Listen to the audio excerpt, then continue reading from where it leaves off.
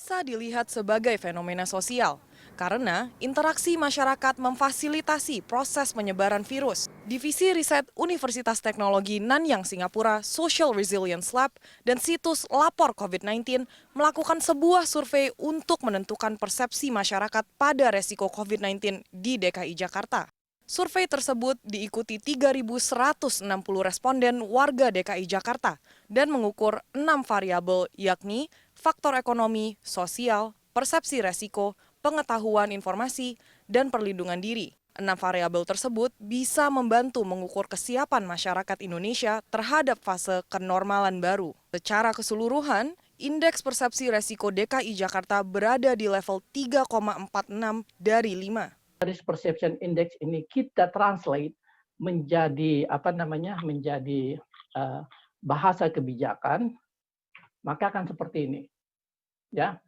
Jadi kalau kita bicara atau mempertanyakan apakah warga DKI siap menuju new normal, jawabannya adalah antara kurang siap dan agak siap. Jadi dia berada di sini, ya. Idealnya seperti saya bilang tadi, dia harus di atas 4. Ketika kita bicara new normal kan ada syarat-syarat yang harus dipenuhi kan.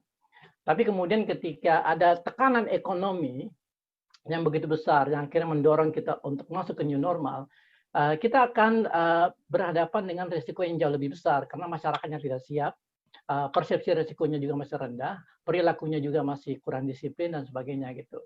Jadi jangan sampai hanya karena pemerintah gagal menangani atau memberi bantuan sosial ke masyarakat, itu akhirnya membuat kita masuk ke era di mana tingkat risiko itu jauh lebih besar, penularan itu jauh lebih besar. Jadi takutnya akan terjadi tidak hanya penularan di tingkat komunitas, tapi ledakan klaster di mana-mana gitu.